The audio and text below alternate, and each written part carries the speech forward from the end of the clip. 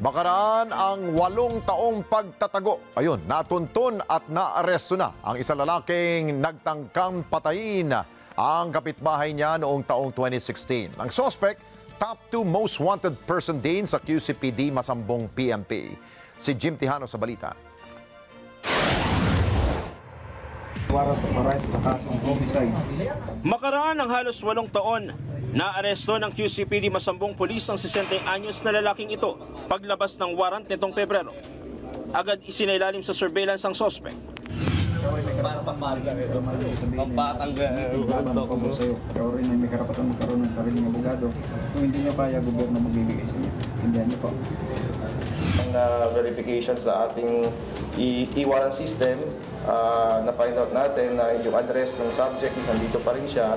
So na-serve natin yung warrant of arrest ay nabasahan po siya ng mga karapatan niya. And willingly naman sumama naman na yung ating suspect and abinado naman siya na may nangyaring ganong insidente way back 2016. Top 2 most wanted person sa station level si Elias Badong. Hindi niya tunay na pangalan. Makaraang masangkot sa tangkang pagpatay sa kanyang kapitbahay noong 2016. According to the case file, magkapitbahay daw itong suspect at itong biktima and nagkaroon ng konting konfrontasyon na nauwi po sa ganitong pamamaril.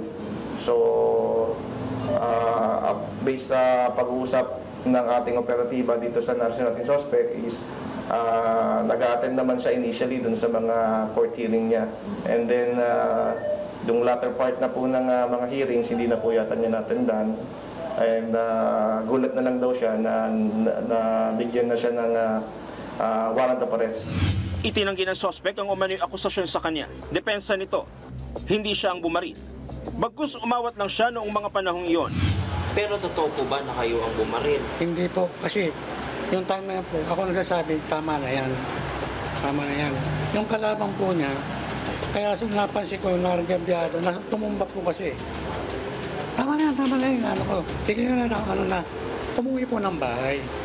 Nung pagbalik na nakita ko na meron akong patay na ito na. Sino po? Nakakulong na ang suspect sa custodial facility ng Masambong Police.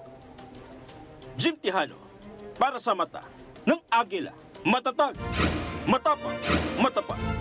Maraming salamat sa inyo pong pagsubaybay sa Mata ng Agila Primetime. Para malaman ang matatag, matapang at matapat na mga balita, i-follow lamang at mag-subscribe sa @Net25 TV.